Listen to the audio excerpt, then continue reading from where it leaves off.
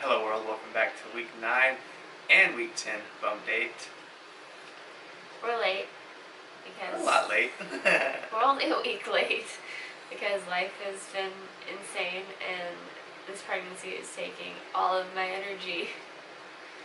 So Needless to say, we are filming a two-fer. We're going to get 9 and 10 all in one update this week, and then hopefully we'll be back on a regular schedule. sorry guys. No, yeah, sorry. Tell me, baby, how are you feeling this week? Well, this week is different. I'm 10 weeks and 6 days today. It's June 4th, so I'm 10 weeks and 6 days today. My 9 weeks really wasn't a whole lot different from 8 weeks. I didn't have a whole lot of new symptoms. I was more grouchy and more hungry, and my sense of smell was a little bit heightened, but other than that I didn't notice a whole lot of difference. Yeah. But the day I hit 10 weeks, I was so nauseous and it hasn't stopped since. So it's safe to say morning sickness is No, it's not morning sickness. It's an all-day sickness. If my stomach is not full, I'm nauseous. If my blood sugar is low, I'm nauseous. If my blood sugar is high, I'm nauseous. If I'm tired, I'm nauseous. I'm nauseous all the time. I go through like maybe 30-minute periods where I'm not nauseous every couple of hours. So that's been fun. But I am finally sleeping better. I'm still not sleeping through the night, but at least I'm sleeping more than like 45-minute increments at a time. I'm sleeping for a couple hours at a time. So we're getting some hours of sleep, both of us. Yes. I'm sorry. Except for some of the low blood sugars. Yeah, I have been having more lows. The Dexcom has been a literal lifesaver because I've been going low from about 2 a.m. until 6 a.m. and sometimes even past 6 a.m. Today it was until almost 2 p.m. so almost 12 hours. But we have been lowering my long-acting insulin by like 1 point each day. So hopefully we'll find a good number for it soon. It has to be the long-acting because even if I go to bed 5 hours after taking my short-acting, I still drop low around that time. So it's not in relation to my food and my short-acting. It's definitely the long-acting. As far as cravings, for 9 weeks, I wanted raw vegetables, raw carrots and salad, and just raw vegetables. And kale. I did. I wanted kale really bad. And this week, 10 weeks, it's pretty much been the same. I just want like whole vegetables. It's not even so much raw vegetables. It's just like I've been pretty much living off of potatoes, carrots. He makes me green smoothies for breakfast with like kale and spinach and berries and a banana. I just want like whole foods. And I think part of that is because last week I was diagnosed with celiac disease, which we knew. We had a pretty good idea. I had an issue with gluten. Knew it. But I had been telling the doctor that for months, and they wouldn't test me. They finally blood tested me and then called me. So I think part of me wanting the whole foods is that the whole foods seem to make my stomach feel so much better. Like as long as I avoid like grains and legumes and meat and dairy, which I already avoid, my stomach seems to be Pretty good. I don't have all the GI problems that I was having with the bloating and everything. Is that just your motherly instinct to feed our baby good food? Maybe. So 10 weeks symptoms, definitely morning sickness and nausea all the time, but also in the last few days I've been getting this like searing pain like in between my hips across my pelvic bone. And it happened for like the very first time. I was laying down in bed after I'd woken up and I sneezed and it felt like somebody just like gutted me like a fish. It hurt so bad and it didn't go away immediately. It stuck around for like 35-40 seconds. So after some research and calling my sisters and talking to my mom and doctor, Google. I'm pretty sure it's around ligament pain, which is basically those muscles just stretching. But it effing hurts really bad, to the point where I actually had to come home from work early because standing up was making it super sore. We do have 2 appointments this week with my maternal fetal medicine doctor, which is the high risk OB, which I have not seen them yet. We're supposed to be going in for a NST scan, which will basically be measuring the baby, its neck, and other like features that are growing, to check for like deformities and possible Down syndrome and any other things. And then they do like blood tests to test for like trisomy 18 and just a whole array of tests to make sure that everything with baby is a-okay. And then on the day after we have that appointment, I actually have my regular OB appointment, which I believe is just a checkup. I don't know if we'll get to see baby or anything like that, but so we have those 2 appointments this week. So stay tuned for week 11 and we'll find out. Are we going to see Ginger? No. Not this week? Okay, no Ginger. Well, too early to see it on an ultrasound. We'll let you guys know how those appointments go next BUMPDATE. So as far as baby's development goes, in week 9 they say the baby is the size of a green olive, which seems little. Tiny. But I guess it's a baby. And then week 10 is the size, it's supposed to be the size of a fig, which seems like a large amount of growth in a week compared to everything else. Like so far it's just been growing little. Mm-hmm. A fig is substantially larger than green olive, so I don't know.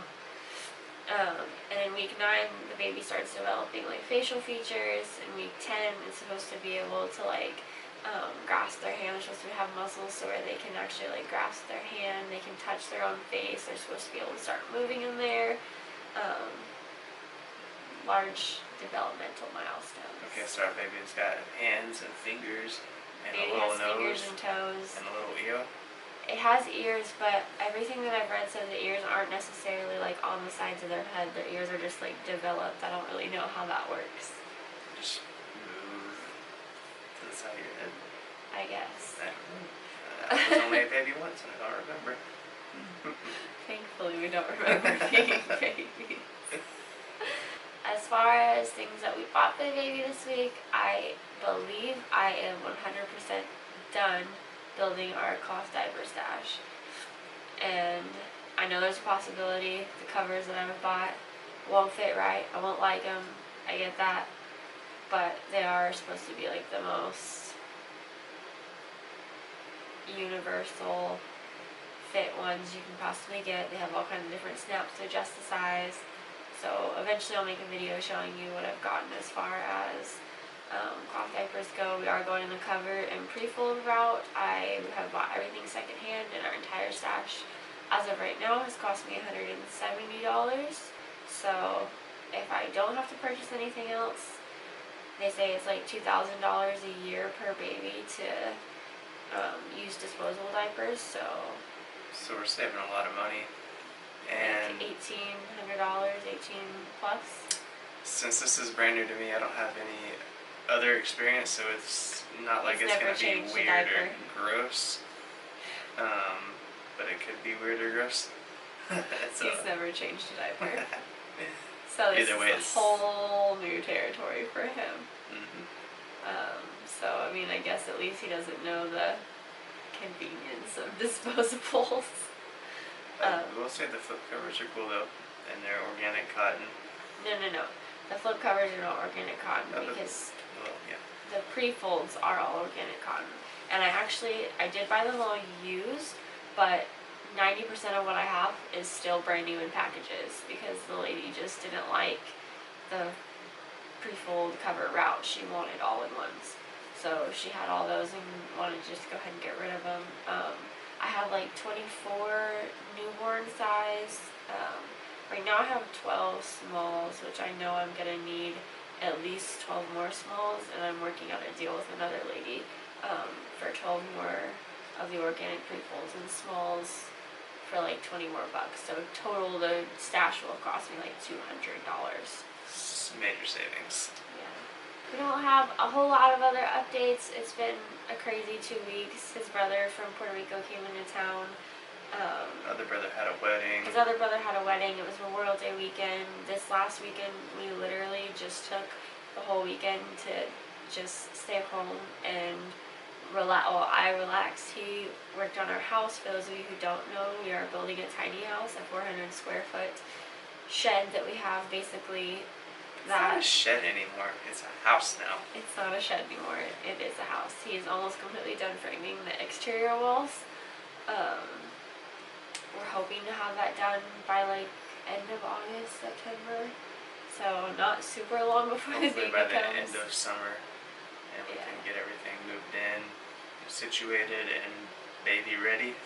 So if anybody has any tips on babies in tiny houses and minimal stuff, yeah, that would be much appreciated. We're pretty minimalistic ourselves. We don't have a whole ton of stuff. The things we do have, I don't even feel like we're super attached to. We probably need to pare down quite a bit, but we'll worry about that whenever we actually move. There's always room for improvement. Yes. Alright, are we getting into the part of the video that everybody comes to watch? Without further ado, we'll show you my 10-week and 6 days, so almost 11-day belly. I have been terrible about taking belly pictures. We don't have a full-length mirror, and I had every intention of buying one this weekend, and I failed. So hopefully I will be able to get much better at this. But we didn't get a week 9 picture, right? yeah, I took it with the dress from the wedding. Yeah. Okay. Alright. Let's dive into this. So let's see that belly. A little bit of a bump. a little bit. Alright, let's measure. I think week 8 I was 30. So now I'm having a hard time remembering. Hold this. 34, I think. Yeah, I think you were 34. Let's wrap that around. Raise up there. You're getting small. 33. 33. But you're not even measuring there. No. Okay, hold that. There we go. Okay, 34 3/4. 34 3/4. I don't know if they can see. You'll just have to trust us again. So. Definitely a little more. It's solid too. It's not like. It doesn't feel like I'm bloated. Like it just feels solid. I'm actually getting a little uncomfortable now sleeping on my stomach. It feels like it's like pushing up into my spine, which is going to be a problem because I am a stomach sleeper. I have such a hard time falling asleep on my side, and they say like once you get past your like 2nd trimester mark, you should really start sleeping on your left side. It's better for blood flow to babies, so that should be a fun transition for us. That's exciting though, baby, because you have a little bump and you look pregnant. He's so excited. I love you. I love you. Alright guys, so like always, social media links will be down below. Leave your comments. Like, subscribe, do all that fun stuff. It really helps our channel grow whenever you guys interact with us. So, that's going to do it for week 9 and week 10 bump date. And we will be back for just week 11. We're not going to skip another week. It's That's just been crazy, guys. Crazy 2 weeks. Been a crazy ride. Alright, we'll see y'all on the next one. Bye. Bye.